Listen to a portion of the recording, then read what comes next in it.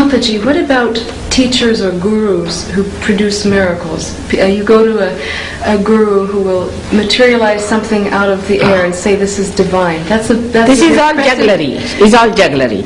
And also, you see, now supposing somebody says, I produce a diamond. Now these people come from India. Why don't they solve the financial problem of India?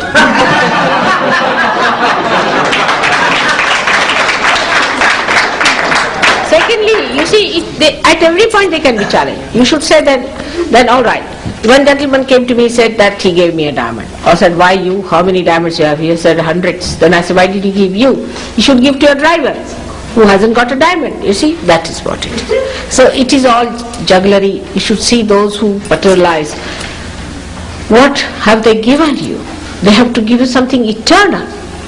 If they talk about God, God is not going to give you diamond. Which God has given diamonds to people? Have you heard of anyone giving diamonds? No. So you should ask for something which is the highest, which is the supremost.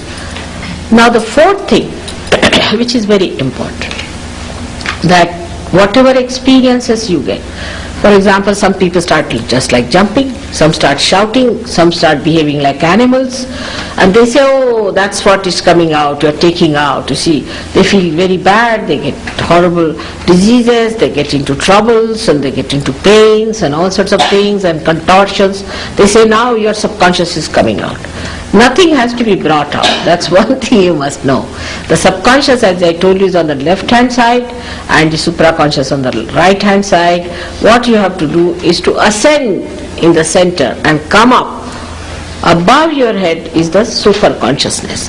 And when you become that, then you develop collective consciousness.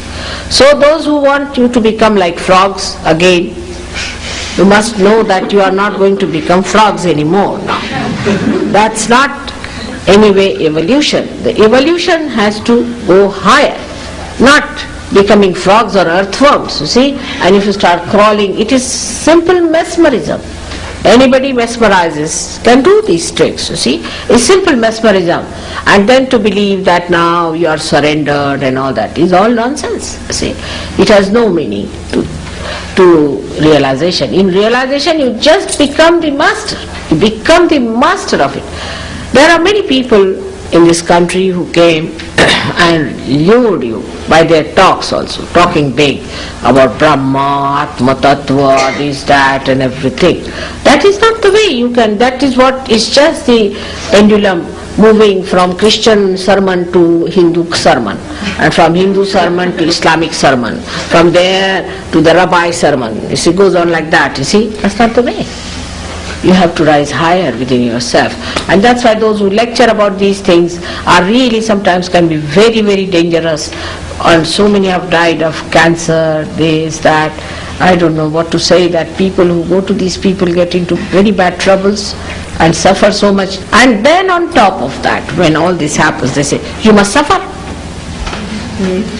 That's a very good excuse, you must suffer. You must pay to suffer. You pay money to suffer.